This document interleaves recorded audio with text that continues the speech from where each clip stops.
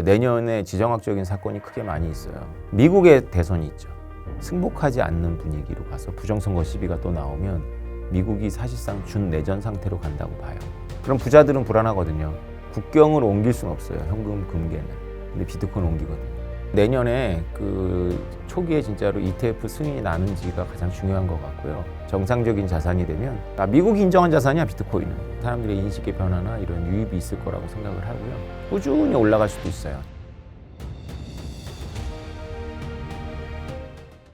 행부 반갑습니다. 오늘은 오태민 작가님 모셨습니다. 작가님 반갑습니다. 안녕하세요. 반갑습니다. 그래서 작가님과 최근에 비트코인 변동성이 왜 이렇게 또 강하게 나오는 것인지와 그리고 내년에 대한 전망에 대해서 한번 같이 말씀 나누고 싶습니다.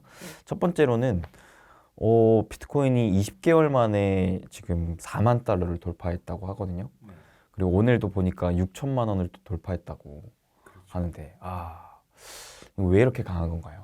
기대감이 좀 있는 것 같아요. 내년에 대한 기대감. 반감기도 있고 내년 초에 이제 미국 증권거래위원회에 비트코인 현물 ETF 승인에 대한 기대감. 원래 비트코인이 4년 주기가 있잖아요. 그래서 이제 겨울이 끝난 거죠, 뭐.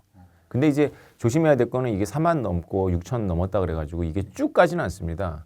그동안 물린 분들이 있기 때문에 조급한 분들이 또 팔고 그리고 또 고래들이 움직여요. 또 이익을 실현하려고.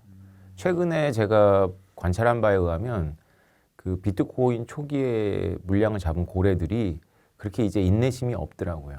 최근에 유입된 고래들은 좀 장기적으로 가는데 초창기 고래들은 좀 익절을 하고 있는 것 같아요. 근데 최근에는 또 중동에서도 사는 움직임까지 나오더라고요. 그러면서 오늘도 보니까 뭐 카타르에서 대거 자금이 유입됐다 이러면서 이게 뭐 전 세계적으로 비트코인에 대한 관심도가 더 높아지고 있구나라는 생각이 들더라고요. 원래 두바이는 블록체인을 굉장히 강렬하게 밀고 있습니다. 그래서 중국 영향 때문에 이제 미국과 중국의 지정학적 때문에 홍콩과 싱가포르가 이제 이미 몇 년 전부터 좀 가라앉았고요. 두바이가 떠올랐죠. 이 암호화폐 세계에서는. 중동은 왜 이렇게 관심 갖는 걸까요? 여러 이유가 있겠지만 지정학적인 위험도 있는데 중동은 이제 뭐 미국이나 중국 어느 쪽에도 속하고 싶지 않잖아요. 그렇죠. 일단 어떤 정치적인 스탠스가 그러니까 우리와는 좀 세계관이 좀 다른 것 같아요. 그러니까 우리는 이제 이 시스템을 너무 익숙해라고 여기고 있는데 중동 사람들의 마인드는 그렇지 않을 것 같고 더 중요한 거는 이제 석유 시대가 가고 있다는 위기감 때문에 사우디아라비아를 비롯해서 이제 뭔가 새로운 먹거리를 찾으려고 하는데 그 중에 하나가 이제 두바이에서 모델을 삼은 거죠. 금융이죠, 금융. 확실히 최근에 이제 카타르도 그렇고 사우디도 그렇고 두바이 모델을 따라서 관광 활성도 그렇지만 이런 금융적으로도 관심을 많이 갖는 것 같더라고요. 그런 것 같아요. 근데 그러면서도 비트코인이 내년에는 10만 달러를 돌파할 것이다라는 전망이 많이 나오고 있던데 이에 대해서는 또 어떻게 생각하세요? 그게 이제 한 달 안 됐네 스탠다드 차터스에서 그렇게 보고를 했죠. 근데 2020년 붐 때도 시티뱅크의 그 국제 본부장이 우리나라 돈으로 3억 넘는다 그랬었어요. 그때 그 붐에 1억도 못 넘었잖아요. 그러니까 뭐 아무리 전문가가 이렇게 얘기를 한다 하더라도 그냥 그런 거 그냥 참고할 만한 거죠. 그러면 작가님은 내년 비트코인 전망은 어떻게 보시는지도 궁금합니다. 저는 가격보다는 내년에 그 초기에 진짜로 ETF 승인이 나는지가 가장 중요한 것 같고요. 반감기는 분명히 그냥 오니까 이제 이 반감기가 마지막 반감기는 아니지만 이제 그 새롭게 유입되고 있는 신규 코인의 양이 기존의 이제 스탁 유통량과 비교했을 때 의미가 있는 마지막 반감기인 것 같거든요.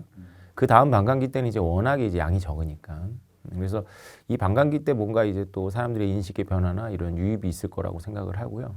역시 또 마찬가지로 비트코인의 상승 추세를 또 알트들이 많이 갉아먹을 거예요. 사람들은 이제 비트코인 갖고는 인생 역전이 안 되니까 알트로 많이 가서 이제 또 뭐 100배, 1000배 되는 알트도 나오고 패가 망신하는 사람도 나오고 하겠죠. 그러면서 또 요란스럽게 또 한번 붐이 꺼질 텐데 근데 그 진폭이 예전처럼 그렇게 요란하지 않을 가능성도 있어요. 그러니까 꾸준히 올라갈 수도 있어요. 천천히. 제가 바라는 바인데. 왜냐하면 이제 기관들이 만약에 진지하게 이것을 생각한다면 기관들은 그렇게 한꺼번에 살려고 하지 않을 거예요. 그러니까 떨어지면 이제 개미들이나 대중들의 심리가 차갑게 식었을 때 조금 더 사고 때로는 이제 겁도 주고 하면서 가져가려고 하겠죠. 그러면서 이제 그것이 상쇄되면서 좀 예전처럼 막 30배씩 뛰어 올랐다가 뭐 하루 아침에 자고 났더니 뭐 80%가 없어지고 이런 식으로 가지 않았으면 좋겠는데 두고 봐야죠. 뭐. 이제 근데 코인에 대해서 관심이 조금 덜하신 분들 같은 경우에는 아직 반감기가 명확하게 뭔지 좀 모르실 것 같거든요. 그리고 말씀하셨던 게 이제 내년 이후로는 반감기에 대한 영향이 좀 많이 떨어질 것 같다고 하셨는데 혹시 그 이유도 알 수 있을까요? 반감기라는 용어는 원래 방사능 물질에서 쓰는 겁니다. 그걸 이제 비트코인이 차용해서 쓰는데 비트코인의 반감기는 신규 발행 물량이 반으로 줄어드는 거죠. 처음에는 50개씩 나왔습니다. 10분당. 그러다가 25개, 그러다가 4년 지나서 12.5개, 그리고 6.25개, 지금 6.25개 나오고 있네요. 그리고 이제 내년 4월, 5월 사이를 어느 반감기가 지나면 3.125개로 줄어듭니다. 근데 이미 많이 나왔잖아요. 비트코인이 한 2천만 개 정도 됩니다. 총 발행량이 2,100만 개인데 그러니까 이제 앞으로 반감기가 앞으로 한 10년 되면 거의 나온다고 봐야 되겠죠. 이번 반감기 때가 끝나면 반감기가 이제 공급량이 줄어서 가격이 오른다라는 그 모델이 있는데 공급량 자체가 너무 적으니까 그게 줄어봐야 큰 영향이 없다 이런 얘기죠. 전체 공급량이 이제 약간 이런 식으로 그래프가 그려지는 거네요. 그렇죠. 나올 거 다 나온 거죠, 뭐. 그러니까 실제로 반감기가 이제 4년에 한 번씩 진행이 되면서 그 반감기 때마다의 비트코인 가격 상승률도 뭐 처음에는 몇천 프로에서 막 몇백 프로씩 이렇게 줄더라고요. 줄죠. 그만큼 이번 반감기가 어떤 분들은 이제 마지막 불꽃이다라는 표현도 쓰시던데 혹시 뭐 작가님 그렇게 보시는 건가요? 반감기가 절대적인 변수였던 적이 있었죠. 지난 과거 3번의 반감기는. 근데 이번에는 반감기만 절대적인 변수는 아닌 것 같아요.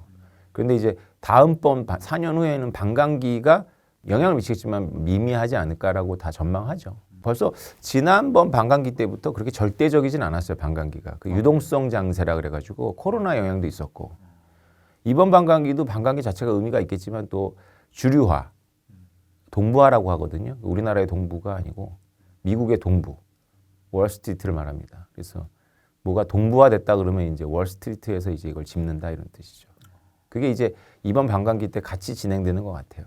확실히 가격이라는 게 뭐 공급이 줄면 가격이 오르는 영향도 있겠지만 가장 중요한 건 살려는 사람이 많아야 되잖아요. 그러니까 그만큼 저로서도 내년 ETF가 승인 날지 안 날지가 되게 관심이 가는데 이게 진짜 승인이 된다면 이 수요 입장에서 봤을 때 확실한 호재거리로 봐야 되는 건가요? 그렇죠. 왜냐하면 첫 번째는 직접적으로 자금이 유입될 거고요. 뭐 예를 들어서 401k라든가 미국의 퇴직연금 이런 게 이제 비트코인을 하나의 자산 포트폴리오로 삼겠죠. 그리고 관리도 된다는 얘기죠. 뭔가 지금까지는 큰 손들이 비트코인이나 알트코인 가지고 장난을 엄청나게 쳤어요.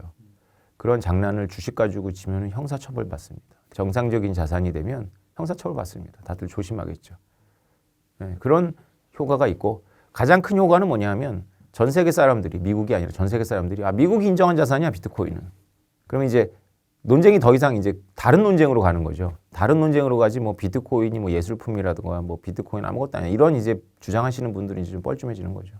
그러면은 ETF 승인에 대한 가능성은 어느 정도로 보세요? 주관적으로는 지금 기대는 되게 높아요. 시장의 기대. 근데 저는 그냥 뭐 절반 정도 봅니다. 워낙에 이런 일이 많이 반복됐어요. 그동안. 승인 기대감이 있다가 거절당하고 승인 기대감이 있다가 거절당하고 그랬는데 이번에는 조금 저마저도 좀 높이 평가하는 편인데 그럼에도 안 될 가능성도 있어요. 현물 ETF는 이렇게 생각하셔야 돼요. 미국이 월가가 언젠가는 할 텐데 그게 딱 지금이냐? 그거는 좀 퀘션이라는 거죠. 이게 지금 언제 그럼 결과가 발표나는 거죠? 내년 1월부터 3월 사이라고 알고 있어요. 내년 1월부터 3월. 그럼 그때가 변동성이 가장 강할 때겠네요. 내년으로 치면. 지금 이미 시작됐잖아요. 근데 이제 좀 출렁일 수는 있겠죠. 글쎄요. 이미 출렁일 것 같은데요. 지금부터 막 본격적으로 지금 시작된 것 같아요. 출렁이는 게. 오르는 것만 의미하는 게 아니잖아요. 전부 거기에 초미에 관심이 있겠죠. 자기는 별로 ETF에 관심이 없더라도 다른 사람이 ETF에 움직인다는 것 때문에 자기가 움직이니까 케인즈가 말한 미인 대회의 그 요동이 시작되는 거죠.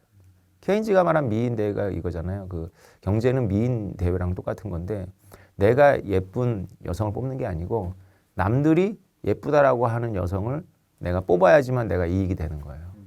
그러면 어떻게 되느냐면 내가 절대적인 기준을 가지고 뽑는 게 아니라 남이 어떻게 생각하는지에 계속 관심이 있는 거죠. 서로가 서로에 대해서 관심이 있으니까 이 요동이 큽니다. 이게.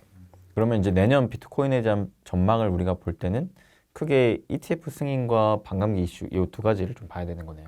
그렇죠. 반감기는 혹시 언제 진행되나요? 4월에서 5월 사이라고 알고 있어요.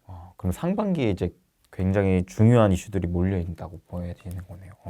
보통은 반감기 때 별 요동 안 합니다.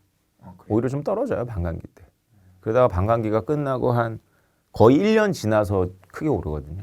한 8개월 정도 미끄러지는 것 같던데 보통 그랬어요. 근데 이번에는 선방향 되는 것 같아요. 다들 이제 기대를 하니까. 최근에 단기적인 상승세가 심상치가 않더라고요, 확실히. 네. 금도 올라갔죠, 금도. 네, 맞아요. 금도 거의 뭐 ETF 기준 사상 최고치 계속 뚫고 있는 것 같고. 그만큼 사람들이 불안한 거예요, 지금. 그러면 그런 이유를 좀 근본적으로 살펴볼 수 있을까요? 그렇죠. 일단 지정학적인 영향이 있고요. 내년에 지정학적인 사건이 크게 많이 있어요. 그러니까 대만 선거부터 시작해서 우리나라 총선도 있지만 미국의 대선이 있죠. 미국의 대선에서 민주당이 되건 공화당이 되건 그게 승복을 하는 분위기로 가야 되는데 승복하지 않는 분위기로 가서 부정선거 시비가 또 나오면 미국이 사실상 준내전 상태로 간다고 봐요. 그게 왜 중요하냐면 그때 이제 중국이 미국이 이제 내전 혼란 상태니까 우리가 대만을 도모해야지 이렇게 된다는 거죠. 그럼 미국이 칠함대를 대만에 못 보낸다는 거죠. 그런 이제 지정학적 격변. 그런 격변을 뭐 제가 한 말이 아니라 국제 지정학자들이 예견을 해요. 그게 이제 한 3, 4년 전에 나왔을 때는 그냥 사람들이 그냥 그래? 이랬는데 우크라이나 전쟁이 일어났죠. 중동이 요동치죠. 그러니까 사람들이 이제 그거에 대해서 이제 어느 정도 관심을 갖는 것 같아요. 그럼 부자들은 불안하거든요. 부자들은 예금이나 이런 걸 갖고 있으면 지정학적 위기 때 내 게 아니에요. 국가 거지. 그래서 금도 그냥 ETF로 사면 안 돼요. 현물 금괴를 사야 되는 거예요. 근데 현물 금괴를 내 금고에 넣어놓는 것도 방법이긴 한데 국경을 옮길 수는 없어요. 현금 금괴는. 근데 비트코인 옮기거든요. 그러니까 확실히 요즘 보면은 우리나라 국민 투자자분들도 전체 자산 포트폴리오 비중 중에 비트코인을 일부 담으려고 하는 이런 관심이 있는 분들이 좀 나오고 있더라고요. 저도 개인적으로 상담을 해보면 제가 이렇게 물어봅니다. 투자 목적이 투자 수익이에요? 아니면은 여러 가지 위험으로부터 해칭이세요? 그러면 위험으로부터 해칭이 많더라고요. 그러니까요. 이게 참 희한한 일인 것 같아요. 불과 2, 3년 전까지만 하더라도 우리가 비트코인 하면 약간 투기성 자산, 내가 뭔가 한탕을 노려보려고 하는 약간의 도박성 자산으로 진짜 소액, 진짜 좀 재미로 이렇게 하셨었는데 요즘은 이게 위험 자산이 아니라 오히려 안전 자산이라는 인식을 또 가지면서 리스크 해칭용으로 사신다라는 게 인식이 좀 많이 바뀌었구나라는 생각이 들더라고요. 사람들이 이제 본질을 깨닫는 거예요. 비트코인 가지고 커피 사 먹는다라는 질문은 정말 멍청한 질문이거든요. 금괴 가지고 커피 사 먹냐라고 물어보는 건 똑같은 거예요. 금괴 가지고 커피 사냐는 질문을 받았을 때 금을 갖고 있는 부자가 얼마나 어이없어 하겠어요. 시대가 어쩜 이렇게 또 빠르게 급변했을까 싶기도 하더라고요. 그런 상황을 보면. 그러니까 사람들의 인식이라는 게 참 순식간인 것 같아요. 그럼요. 네. 사람들은 자기가 자기의 생각이 자기의 삶을 주도한다고 생각하는데요. 관찰해보면 그렇지 않아요. 특히 대중들은 그렇지 않아요. 대중들은 의식이 결과물이에요. 환경의 결과물. 지금 비트코인에 대해서 사람들의 인식이 바뀐 건 이해했기 때문이 아니라 가격이 올랐기 때문이에요. 제가 보기에는. 우리는 내가 내 의식이 나를 이끈다고 생각하는데 그러려면 굉장히 높은 수련을 쌓아야 돼요. 보통은 수련을 쌓지 않고 살고 있기 때문에 비트코인도 10년 전에 제가 이 똑같은 이야기를 했거든요. 친구들한테. 그럼 그들이 부자가 돼 있어야 되잖아요. 사기도 했어요. 못 지킵니다. 왜냐? 자기의 의식이 자기를 끌고 가지 않거든.